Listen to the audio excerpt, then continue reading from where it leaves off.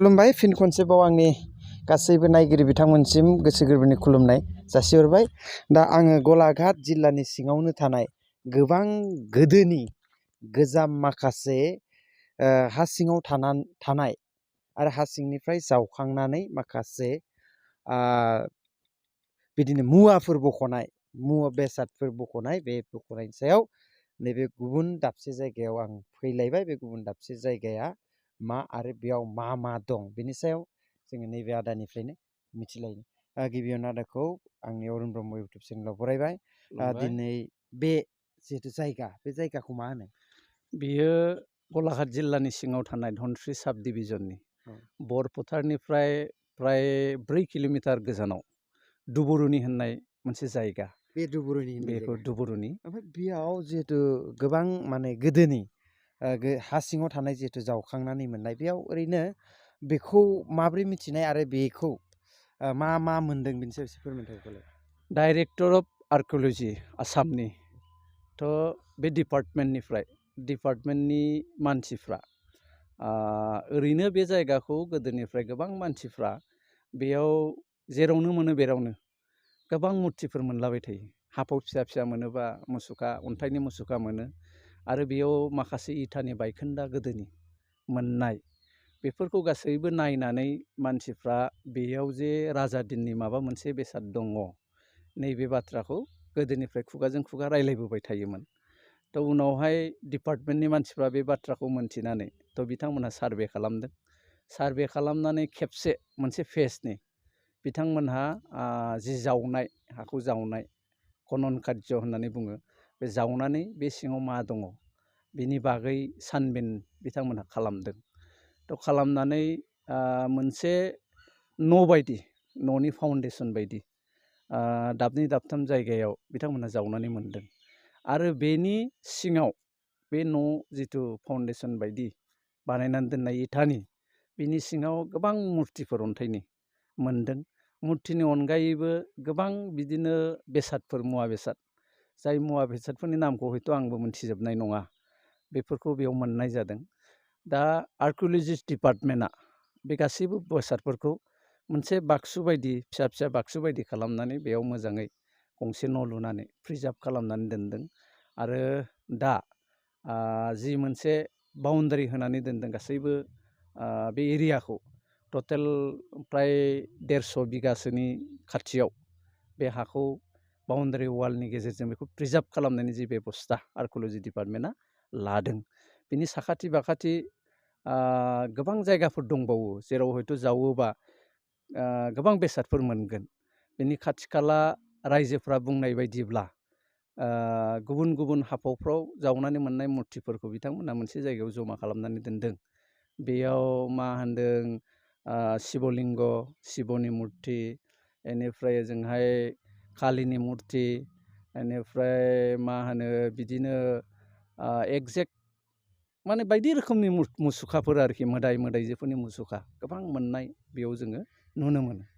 आरो ओरैनो बे जिहेतु बेयाव जावखांनानै मोनबाय ओरैनो मानसिफोरनि सावरायनायफोरदिबा आरो बिथांमोननि आर्किअलजि होनबा बिथांमोननि बुंनाय बायदिब्ला बियो सोरनिमोन आरो बेसे सननिमोन ओरैनो? बिथांमोनहा आर्किअलजि डिपार्टमेन्टआ बेयाव मोननाय जिथु इटानि सेप इटाया खोब गिदिर गिदिर गुवार गुवार जोंनि गलाघाटनिनो गोबां जायगायाव थानाय जेरै सिसुपानिनि गोबां जायगाफ्राव मोननाय इटा आरो डिमापुराव मोननाय जि बर'नि बायखोन्दा राजानि जि नोगोर बिनि जि बायखोन्दा मुसुखाफोर एबा बिनि जि बायखोन्दा इटाफोर बे इटाफोरजों गासैबो एखे।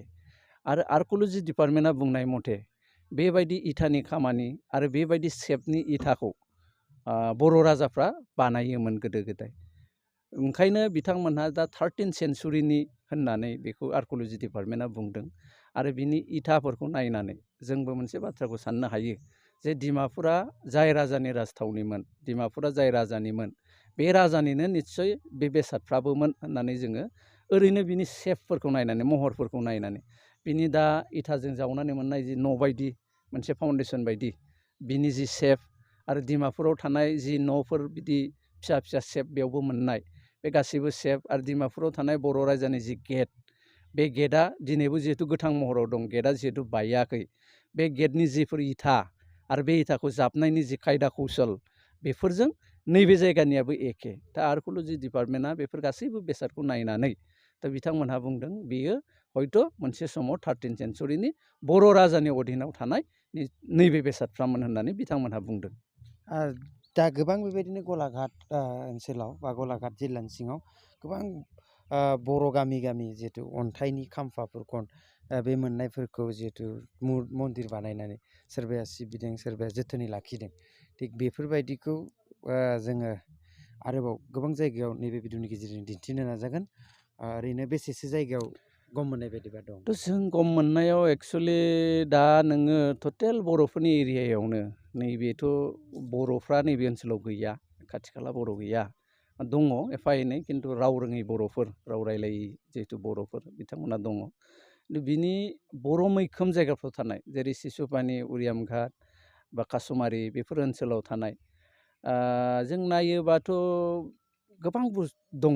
दा आंनाव एक्जेक्ट हिसाबा गैया खिन्थु गोबां न'खराव दङ बिदिनो बिष्णु मुर्ति, शिबलिंग आरो इन्टारेस्टिंलि जोंनि शिबलिंगआ दस्रानि शिबलिंग बायदि फिक्स नङा, बे फल्डिं। जुनिया आलदा, लिंग'आ आलदा, ग्रोब लागायनानै आरो दोनफिननो हानाय बेबायदि मोनसे बेब'स्था जों बानायनाय। आरो सिसुपानियावथ' ओरैबायदि माखासे मुर्तिफोर दङ जि मुर्तिनि बेक साइडआव माखासे हांखोफोर लिरनाय दङ, जि हांखोफोरखौ जों मोनथिया। थ' गासैखौबो नायनानै जोङो मोनसे बाथ्राखौ सानो जिहेथु बेफोर गासिबो बर' राजानिनो बेसाद होननानै जोङो आर्किअल'जि डिपार्टमेन्टआ बुंदों, जोंबो साननानै लादों। थ' ओंखायनो बे गासैबो बेसादफोरखौ प्रिजार्भनि जि बेब'स्था, बे बेब'स्थाखौ खिन्थु जोंनि बर'आनो बांसिनै एसे गोसो होनांगौ होननानै आंनिफ्राय आं सानो आरो। बर' दैदेनगिरिफोरखौ नोंथांमोननि चेनेलनि गेजेरजों आं खावलायनो लुगैदों जिहेथु जों सादारन मानसि, जोङो बिनि थाखाय जेबो मावनो हाया, जों बुंनोल'सो हायो। बा गभर्नमेन्टखौ जि सहाय सहायिका खालामनांगौ जों बेखौ खालामनो हायो। डिपार्टमेन्टेलि जिहेथु गभर्नमेन्टआ खालामनांगोन, जोंनि काउन्सिलफोर दङ बिथांमोनहा आग भाग लानांगौ। मानोना दा नोङो राजाबारिनि जिथु मोनसे बायखोन्दा नेरसोनफोर दङ, थ' बेखौ दिनैनि थारिखआव गोबां सुथियानि दैदेनगिरिफ्रा बे सुथियानि राजानि होननानैबो बुंना लानो नागिरनाय माखासे सामनि मानसि दिनै ओंखारदों। खिन्थु बे जिहेथु मालाया गावसिनि होननानै बानायनानै लानो नागिरो, खिन्थु जोंहा दस्राया जोंनि होननानै बुंनानै होनाय बेसादफोरखौ जों जोथोन लानो थाखाय दावखोबोयैया एसे दुखुनांथाव होननानै आं सानो। आरो जोंना बर'नि जायफ्रा लिरनो गोरों, आं जिहेथु लिरनो रोङा बा लिरनो हाया, जिहेथु बयनावबो बे हुदाफ्राबो थाया आरो बयबो बेनाव रोंगौथिया गैया। जायफोरना रोंगौथि दङ बिथांमोना आसलथे बे जायगाफोरखौ एकदम फारसेनिफ्राय मिहियै नायबिजिरथारनानै बेफोरनि बागै जि गोदोनि हिस्ट'रिफोर बे बाथ्राफोरखौ लिरनो नाजानांगौ होननानै आं बर'नि लिरगिरि बिथांमोनखौबो नोंथांनि चेनेलनि गेजेरजों खावलायनो लुगैदों। अब्ला जोंनि देश बिदेशआव थानाय गासिबो बर' फोलेरनि मानसिफ्रा बेनि बागै मोनथिनो मोनगोन, मोजाङै फरायनो मोनगोन आरो बिनि बागै गुवारै बुफ्रुनानै होनायनि थाखाय सासे मानसिनि बुंनाय आरो गुतै प्रिजार्भ खालामनानै मोजाङै फरायसंनानै लिरनानै दिहुनोबा बिनि बागै मानसिफ्रा मोनथिनो सहस जायो आरो। नङाबा दिनै आं जेसेबां मोनथियो हयथ' सोरबाया मोनथिया जानो हागौ। थ' अबेनिफ्रायबा फैयोबा थ' बिथाङा बिनिफ्राय बिनि बागै जायगानि बागै बा मुसुखाफोरनि बागै जि इनफरमेसन मोननांगौ हयथ' बेखौ मोनाबो जानो हागौ। ओंखायनो आं आंनिफ्राय गोरों गोरा बयखौबो खावलायनो लुगैदों बेफोरखौ प्रिजार्भ आरो बेखौ मुलुग दरबाराव फोसावनाय। बेनि थाखाय दिनै नोंथांनि चेनेलनि थ्रुयै नोंथाङा फैदों, खोब मोजां बाथ्रा। बेबायदिनो गासैबो जोंनि बर'फ्रा जुदि बेखौ फोसावोबा, मुलुग दरबारसिम लाङोबा निस्सय मोजां जागोन होननानै आं आंनिफ्राय सानो। गोजोननाय थाबाय बे समाव जिहेथु जाय मुसुखाफोरनि जिहेतु हा सिंनिफ्राय मोननाय मुवाफोर बेसादफ्रानो जोंनि बर' राजानि माखासे फोरमानफोरखौ मिन्थिहोगासिनो। आरो फैबाय थानाय समाव जुदि बेबायदिनो जों सं दानबाय थायोब्ला, जों नाजायोब्ला निस्सय माबा नङा माबा मोनसे बिनिफ्राय फिथाइ मोननो हागौ होननानै जों आसा खालामदों। आरो बेनिखायनो दिनै जोङो बेबायदि नैथि भिडिअ खालामबाय आरो थामथि ब्रैथि भिडिअनि गेजेरजों जे गलाघाटआव बर'नि राजाफोरनि माखासे बायखोन्दा नेरसोनफोरखौ नैबे भिडिअनि गेजेरजोंनो मोनफा मोनफा नागिरनानै नोंथांमोननो दिन्थिगोन आरो मिथिहोनो नाजागोन। बेनिखायनो नोंथांमोनखौ आंनि बे इउटुब चेनेलाव गासैबो बाहागो लानानै जोंनि बर'नि माखासे नेरसोन आरो मावनांगौ खामानिफोरखौ जों जयै मावलांनो हागोन आरो सहाय सहजुगखौ खालामलायनानै जोङो बेखौ जोथोनै लाखिनांगोन होननानै आं आसा खालामो आरो बेखिनियावनो दिनैनि बे भिडिअखौ दोनथ'नाय जाबाय। गोजोन्थों।